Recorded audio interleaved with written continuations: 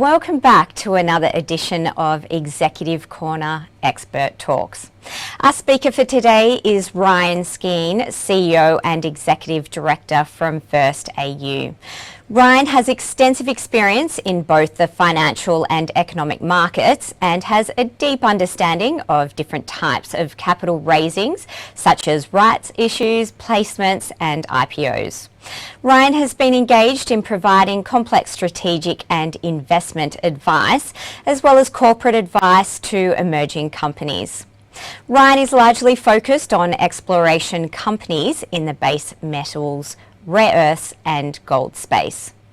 First AU, ASX code FAU, is a gold and base metal exploration company founded in mid-2018. The company is backed by a proven leadership team with significant management and corporate experience.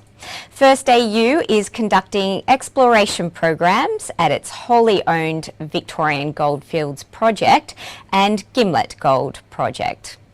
Ryan, welcome to the show and thanks for taking the time to chat with us today. Good afternoon, Lauren. Thanks for having me. To start, let's talk about First AU's recent encouraging assays from diamond drilling at Haunted Stream. Can you provide some colour on these results and explain their significance for the company?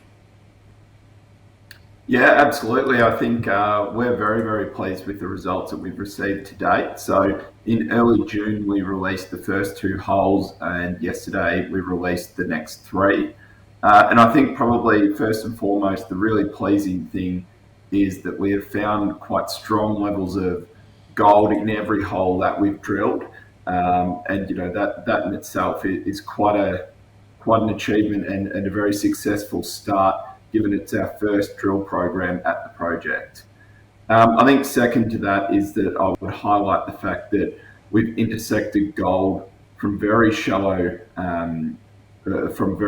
points. So, you know, gold mineralization has started at 38 or roughly 38 meters, which was the first hole. So we've sort of got down to, through the first 5 holes, we've got down to 95 meters in depth from surface.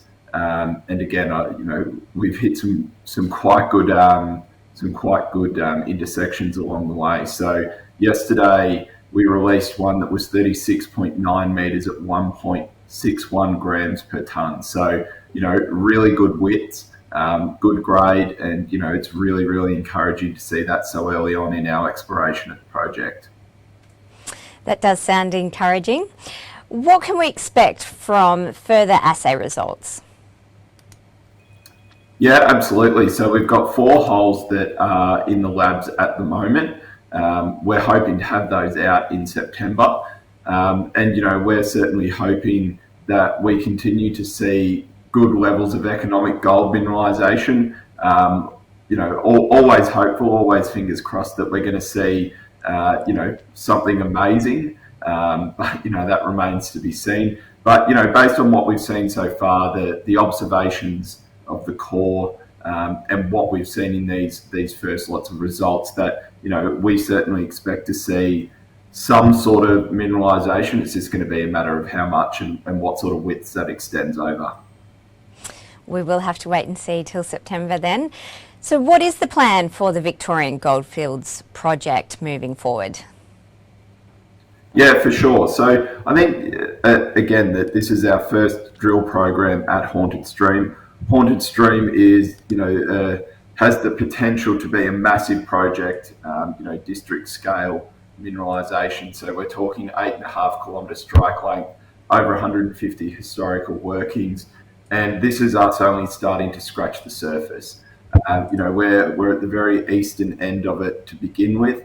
And, you know, even the works that we've done so far extend over 500 metres. So the upside is really quite significant. We've got future drill programs planned that we will hopefully potentially kick off in the 4th quarter this year. We'll sort of finalise those details and provide updates as we can. But then we've got, you know, hundreds of, you know, over 100 workings that we still need to go and assess, plan, and then drill out over time. So, this is really just the beginning of the journey at Haunted Stream. And that's only a portion of our land package in general. So we've also got Snowstorm, which we've done some drilling on and produced some strong results at that. We've currently got an application in to undertake some bulk sampling. The bulk sampling is about us going in underground, and we'll look to take some material out. So it's similar to mining, but we're obviously not mining on any sort of scale. But that's going to provide us, really strong understanding of the geological controls, the network, things like that. And it's going to give us a really definitive answer on whether the project's going to have any viability moving forward. We expect to get permitting for that at some stage before the end of the year. And then that's something that could commence, potentially early next year, depending on what other works we've got going on. In addition to that, we've got a huge land package in general, roughly 2,000 square metres that we haven't even begun to do anything more than desktop works on at this stage. So, between now and the end of the year and, over the next 12 months in general, we're looking to commence some regional exploration across our tenements in general, to undertake some, initial work such as mapping, sampling, and those sorts of things to sort of narrow down our target areas and start to prioritise where we're going to look to get out on the ground and, test with the drill rig. And why do you think the project location is an advantage for the company? Yeah, look, I think so. Just as a bit of background, we're located in eastern Victoria, so we sort of extend, for those that know the region, north of Bairnsdale up to sort of Omeo in a north-south direction, and then from sort of Dargo out towards the east quite some way as well. So the area has not really seen any systematic exploration since or ever. The old timers mined there quite significantly in the 1800s into the early 1900s. Post World War One is when, or around World War One is when it all stopped, and then post World War One there hasn't been any systematic exploration. Some people have sort of come in, they've done a bit of work here, a bit of work there, but no one's really committed to it on a scale that we're seeing at the moment from us and other companies in the region. So I think that, the difference is that, Bendigo or Ballarat, Victoria's obviously got a world-renowned gold producing region, and rightfully so.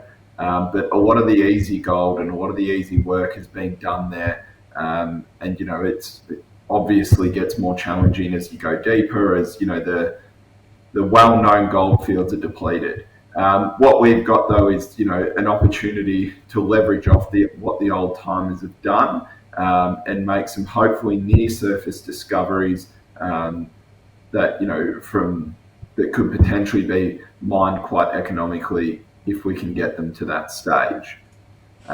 So I just think that, it's a region that's been underloved, underappreciated, but like I said, we're starting to see an increase in activity, not just from us, but, there's a number of other companies in the region. And I think, as the profile of the area is lifted, hopefully we'll see that translate through to, so a bit more work done, better geological understanding, which, a rising tide lifts all ships. And lastly, what's next for FAU? Yeah, for sure. In the short term, keep an eye out for further assay results from Haunted Stream in September. Again, we're quite optimistic that we're going to continue to produce good results.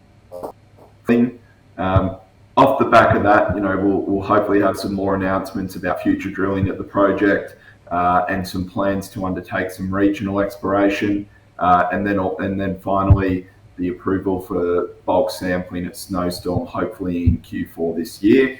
And then off the back of that, obviously we'll hope to continue to build on what we've done today.